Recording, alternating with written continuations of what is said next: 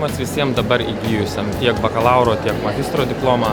Visų pirma yra būti drąsiems, mokėti save pateikti, nebijoti rizikuoti, nebūti tik gerais darbuotojais, bet ir gerais darbdaviais.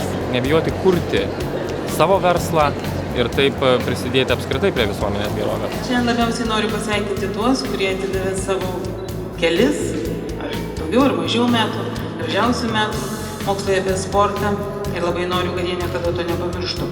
Nepamirštų, kad sportas yra jėga. Jėga ne tik fizinė, jėga moralinė, siekiant savo tikslo, jėga dvasinė, gerbent savo varžovą ir įvertinant savo jėgas. Labai noriu, kad visada tą atsimintumėte ir perduotumėte kitoms kartoms, nes tą jūs ir mokėtės.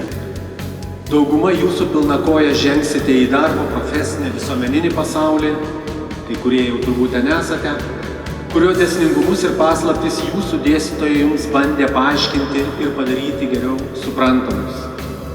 Tai yra atviras pasaulis, kuriame nėra iki galo patikrintų ir užtikrintų dalykų, nėra galutinių atsakymų ir problemų sprendimų. Tačiau šitą netobulą pasaulį pasitikite ne su baime, ne su pykčiu ar nusivylimu. Tačiau priimkite jį kaip drąsos, tikėjimo ir vilties reikalaujantį iššūkį.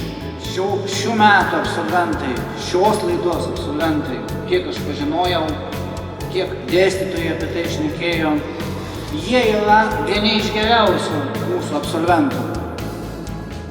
Per 80 metų vieni iš geriausių absolventų. Iš tiesų, kiekviena karta vis kita ir ne tik karta, kiekviena studijų programa kita. Kiekvienoje programoje vis kiti studentai ir net skirtingos grupės turi skirtingą atmosferą. Bet iš tiesų negalėčiau išskirti, ar buvo geresnių, ar buvo netokių gabių studentų. Iš tiesų visi ras savo kelią, tik tai reikia jų noro ir šiek tiek sėkmės.